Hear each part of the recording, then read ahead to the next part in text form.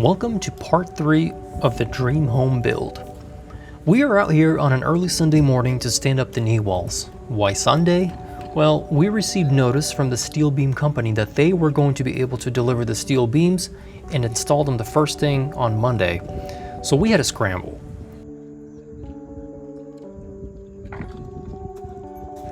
Our excavation guy was nice enough to swing by the day before and grade the area around the house to make access easier. What you're seeing is the sill plate being installed over a foam gasket. The sill plate is made of pressure-treated lumber, and the foam gasket acts as an additional layer of protection and barrier between the concrete and wooden sill plate. Remember in the previous video, we capped the edge of the slab with 2 inches of foam and then capped that with aluminum flashing? Well, during the concrete pour, they basically inserted these L-shaped anchor bolts into the concrete, and then those are getting used to secure down the sill plate. The sill plate is a 2x6 framing, so basically, effectively, you have 3.5 inches of structural support on the concrete, and then the remaining 2 inches hangs over that foam, which doesn't really do anything, but this method was suggested to us by an engineer who was trying to help us figure out a way to create a thermal break. Now, there are obviously other methods to do this, and some of them are better, some of them are worse.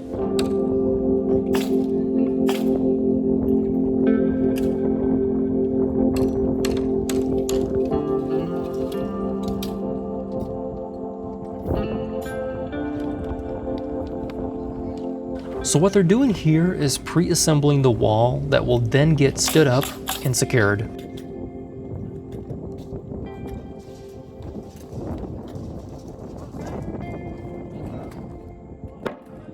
That yellow colored piece there is called an LVL, which stands for laminated veneer lumber. Think of it as an engineered lumber that is much stronger than regular framing lumber made of pine wood.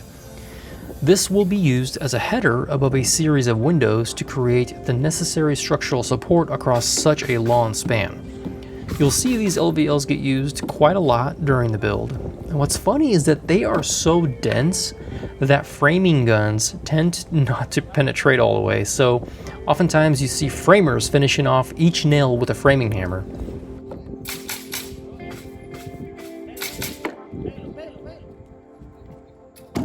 Well, that's one way to clean mud off your boot.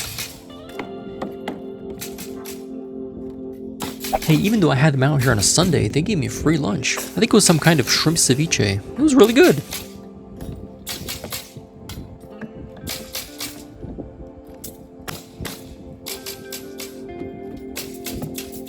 He's already pre-drilled the holes in the sill plate for the anchor bolts, so it should fit right in. By the way, the food thing goes both ways. I did try to bring them cold drinks every single day that I came out there because some of the days were blistering hot. And that's actually how we came up with the nickname of Framing by Modelo. I had no idea that humans can drink Modelo instead of water until I met these guys.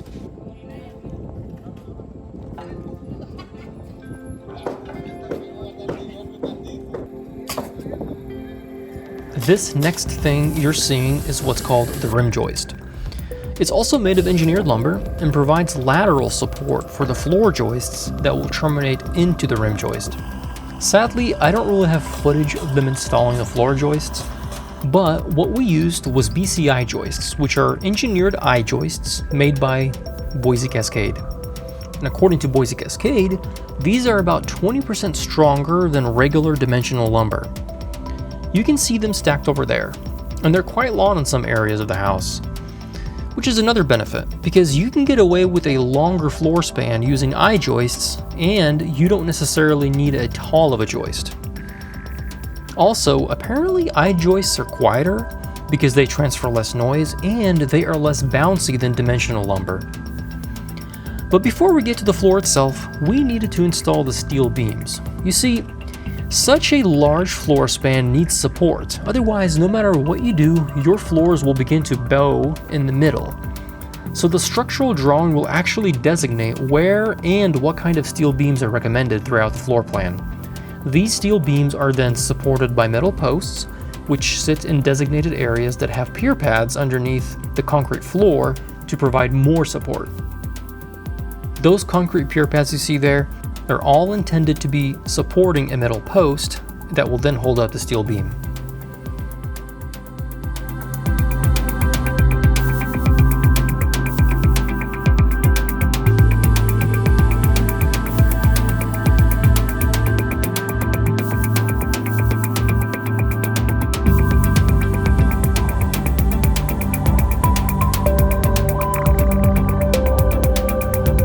And here we are a few days later with the entire main floor covered with subfloor sheathing.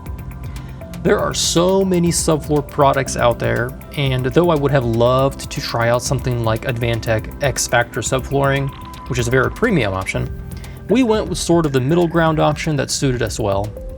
One thing to note is the subfloor sheathing is not only nailed onto the joist, it's also glued using a subfloor adhesive.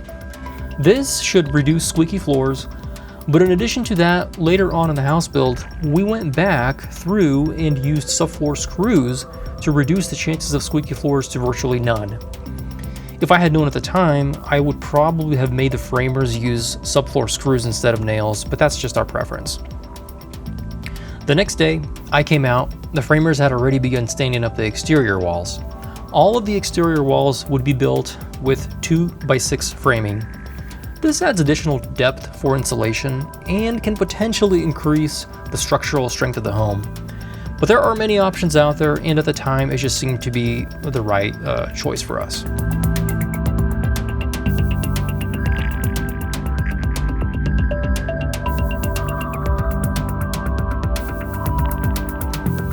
Here we are getting some very much needed gravel for the entryway because every time it rained, the clay would just turn into a mess.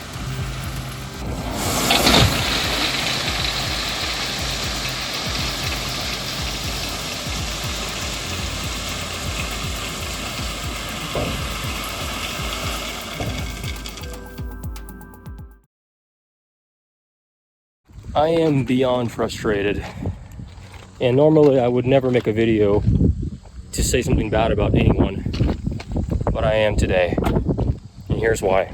There's not a lot of options when it comes to renting some kind of a porta potty, and since there's not a lot of options, you kind of get what you can, and this is the option that we had here, and our neighbor down the street has the same option. Everything was going well, so I started renting from them.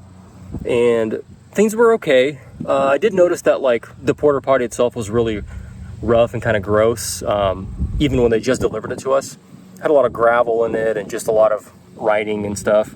But hey, it's construction, right? You're not in a 5-star hotel. Who cares? Guys don't care. It was okay for a while, but then I came here with my family, and it was on a weekend, and I noticed that there was a horrible smell. And I checked on, now they clean it right before the weekend, every week, once a week. I went in there and I opened it up, and it was like, it smelled like death. And I knew it wasn't cleaned. Opened up inside, there's a bazillion maggots.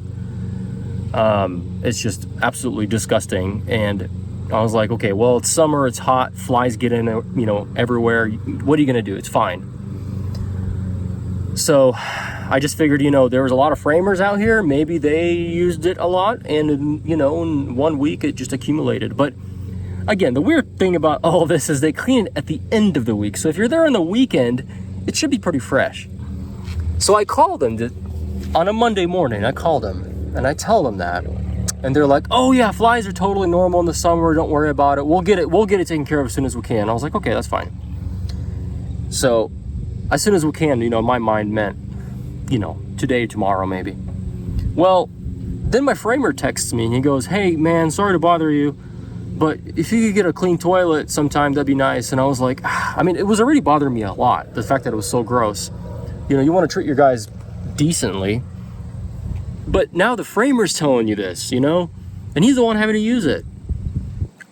Little did I know that there's also no toilet paper in there, because they're supposed to replace the toilet paper when they service it. By the way, no hand sanitizer, nothing. That's all extra price. So I just brought my own. So I called him again and I go, "Hey, I'm really, concerned about this. I don't think we can make it till the end of the week. It's pretty bad." And the lady on the phone absolutely goes into defensive mode on me. Sir, I'm sorry, but there's nothing we can do about it. I don't know what to tell you. And I was like, look, I get it. You guys come here once a week. We're out in the middle of nowhere, but I mean, come on, there's got to be something we can do. No, well, let me check the notes. Well, it turns out the lady who services this area, she was out for like 3 weeks on medical leave. That's fine. I get it. Stuff happens in life. But this is a big company. If somebody's out for 3 weeks on medical leave, you probably were going to know about it at some point in time, especially before it happened. You find a replacement driver. And apparently, the replacement driver said it was too muddy, so he couldn't service the porta-john. That was one of the weeks. The other week, there was no notes. It was just, I guess he just didn't come, you know, whatever. Maybe he forgot about us. So I was like, okay, fine, whatever. It's the weather's fault, and it's this medical situation. It's an emergency. It's it's nothing we can do. Well, we can clean it on an off day, but it's a $175 charge. No, you skipped 3 or 2 weeks of service. Why do I have to pay extra for you to come when you owe me like 3 services? Sorry, sir, it's the policy. We can't do anything about it. And of course, she got pretty heated with me, and I was like, I mean, at this point, you know that if you get angry at them, they're just gonna, you know, curl up into a little roly-poly and never give you anything. So I was just like, look, there's got to be somebody I can talk to. There's got to be something we can do. Well, she forwarded me to some random voicemail that supposedly was some higher up lead, probably a voicemail of who knows what, something that never gets checked. Well, I left a voicemail, I explained the situation, and just, look, I just want a solution. You know, it's for the guys. They deserve better than this. To make things worse, to add to the insult, I found out that the neighbor about 300 feet down the road, who has the same service as we do, his got serviced every single week. So what really must have happened, which, by the way, I know the weather wasn't that bad. There was not that much mud here. Not on the day they come, because I come here every single day. What really must have happened is the guy who replaced the normal person who comes here just skipped us. And they don't want to own up to it. They don't want to admit the fact that he skipped us. And they're not going to send him back out here again because they're too short-staffed. So anyway, I'm sorry for the rant. It's just very frustrating. There's been a lot of frustrations with building the house. Believe it or not, this is probably the worst one I've had so far, and it's nothing even to do with the house. It's the freaking toilet. The toilet. And there's no other option. Like I said, there are some companies that rent out here, but the price is almost 3 times as much. And, you know, anyway, the neighbor was actually nice enough to let the guys use his, because his is clean and fresh, and which is really nice of him. Thank you, by the way, neighbor, if you're ever watching this video. But like I said, I hate to say bad things about anybody. That's not the point. But sometimes, you know, some people do really deserve an anti-sponsorship in someone's video, and here's mine. So, Gherkin Rental, I hope I never have to rent from you again.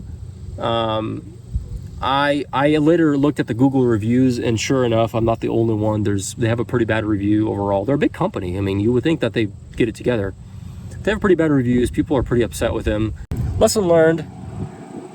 Just obviously, actually, I don't know what the lesson here is. I mean, I guess I just should check it every single time they service it. And if they don't service it, I'm going to call them immediately and probably get the same issue. Until next time. On the exterior walls, we also needed some sort of sheathing. We went with Huber's zip system.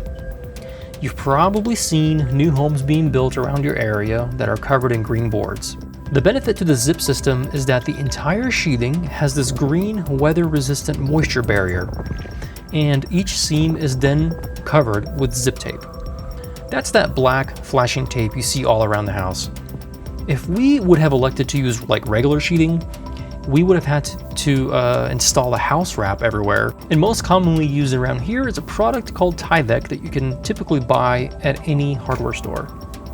The other incredible benefit of using the zip sheathing system is the fact that you can let the house sit like this for months on end without worrying about weather or sun damage.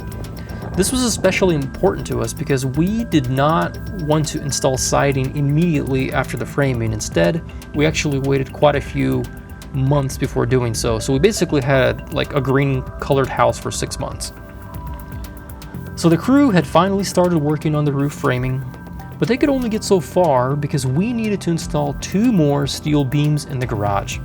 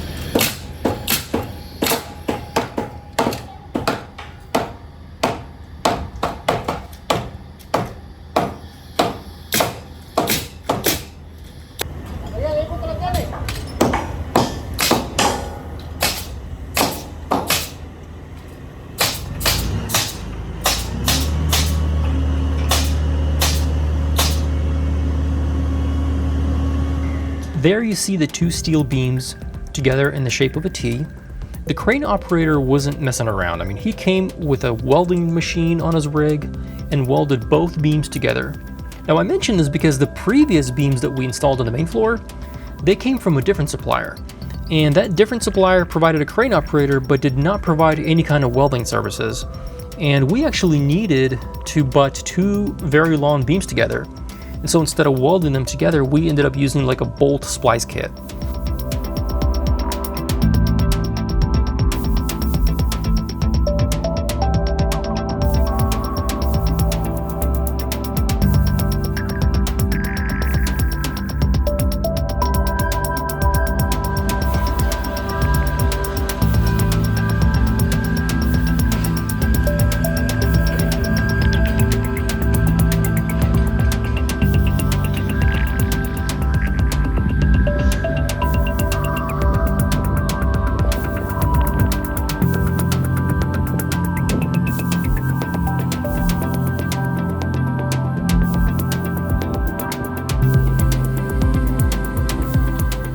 It's incredible how much you can change the style of a house just with the roof itself. The roof on this house is an 8/12 pitch. What that means is for every 12 inches over, you step up 8 inches. In the grand scheme of things, this is considered a somewhat steep roof, but not so steep that you automatically slide off if you walk on it. Most of the roof plan is a hip roof, but we did have a few gable ends. And the roof itself overhangs on 16-inch wide soffits. The next milestone was to have the entire roof covered and the house dried in. Getting the house dried in is a term used to imply that basically the house is covered and protected from the elements, and you can proceed with installing all the windows and doors. So stay tuned for the next video where we get to install the windows and finish up the framing.